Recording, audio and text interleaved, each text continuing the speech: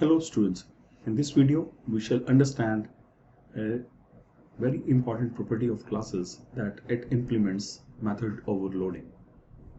Method overloading means that inside a class we can have different versions of a single method.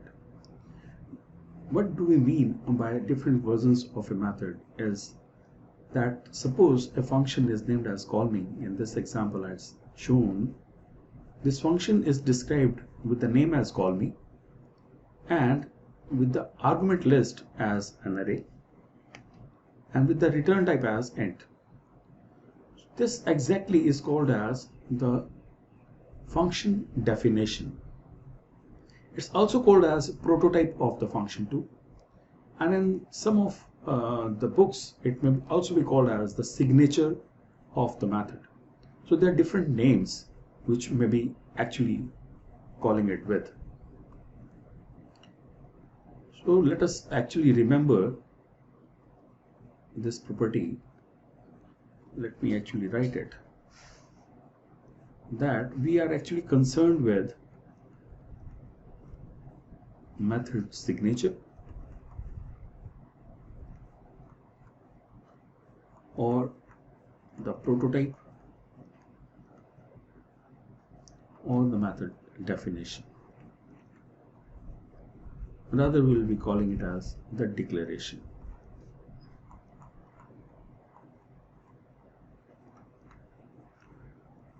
All these three can be named as interchangeably. What these three contains, there are three important things which are included into the signature, prototype or the declaration, is that we can have the name of the function, we can have the return type, and we can have the arguments. So a function can be explained with three properties. By method overloading, we say that a function definition or signature can be present in two ways or more than one way into a single class. Or another way we can also call it as a function with the same name can exist in multiple forms in the same class.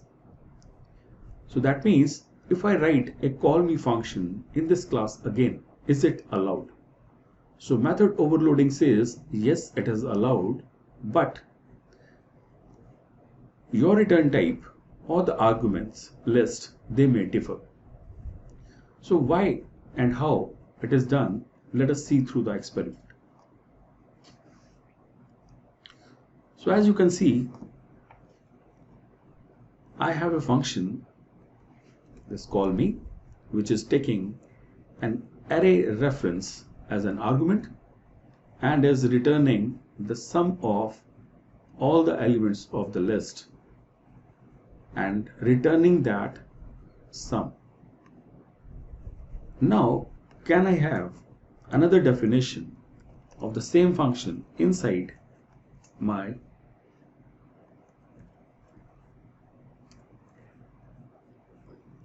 same class, but this callMe function rather takes two array references.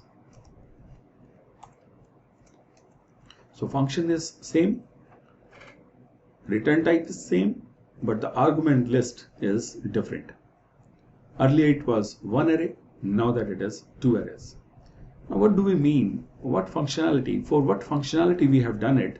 Suppose I want to check that if I pass on two arrays to this function, it might tell me that which array is greater or having a greater length than the another one. So I will have to actually check or compare the length of the two arrays. So I'll check a dot length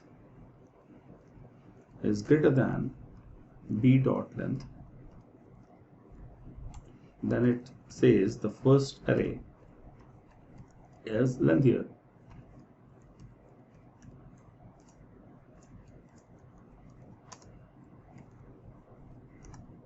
Is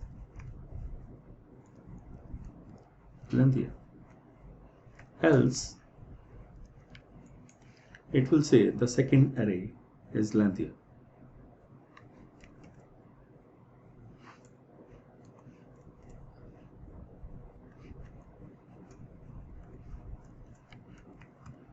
So now that we are having two different versions of this call me.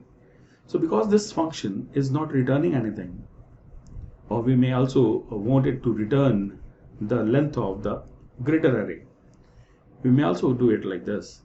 But if I am not interested, I can change the return type of this function too. So let us make use of this function inside my program. So inside main, I call this function call me is using two arrays. Suppose let us create two arrays. A is equal to 1, 2, 3, 4, 5, and the another array what we are having is that is 1, 2, 3, 4, 5, 6. So let us call this first call me and pass on the array A. So if I pass on a single array, what will it do? It is actually expected to make a call to this call function, which is expecting a single array, and it is bound to return the sum of the elements. But what if I make a call to this call me function by passing two arrays?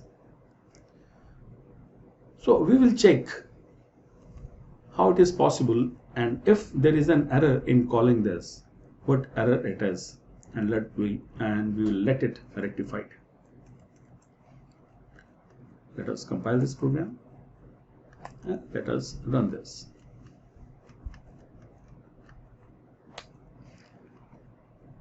As you can see, I think the program was not saved because it is showing the earlier output. Now as you can see that it is saying ob.callMe. There is an error and it is not able to find the symbol ob. If you had visited my first video, you might have actually known that this call me function is actually a non-static function. It was bound to be called with a reference to an object. We had done it the same. But where is the ob? Ob has not been created. So we'll have to create an object first. So how the object will be created? Object will be created by making call to this class.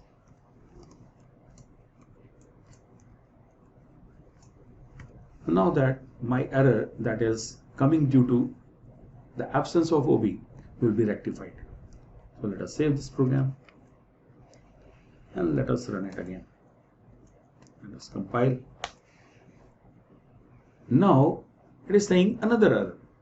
Another error is due to this saying void type not allowed here. What is the meaning of? Because this system.out.println is making a call to this ob.callMe, which is actually returning void. So what exactly system.out.println will do? It will not do anything because it is not expected to return any value. So system.out.println was expecting a value to come from ob.callMe, but whereas this callMe function is returning void. So void cannot be printed by system.callMe. That's why we will not call this callMe function inside this println.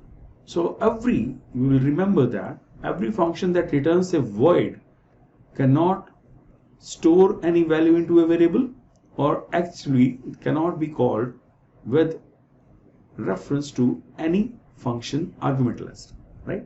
So let us save this program and run it. Now that it will be error free and you will be able to call. Let's run this program. It's saying previously it was 15. Now that the same call me function which I have called it here by passing one array where it was printing the sum of all the elements.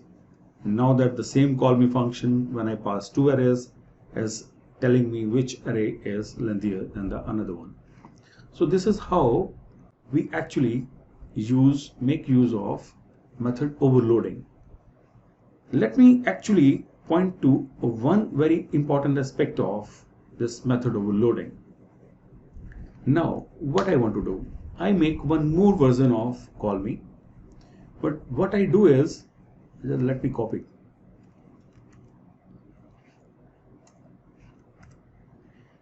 I have the same function written again, same argument, but what I do is I just change the return type. So the argument list is common, but the return type is different. So once it is returning, it is not expected to return anything. Let me not return this sum and let me print in directly out.println and print the value of the sum directly inside the function. So see what we are doing it.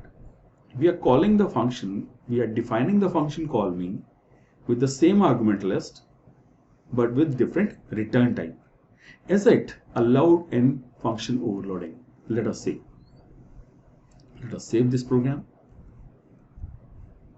So if I have made another version of it, so let me call another version of it too, because this call me is passed on to println, so it is expected to return anything.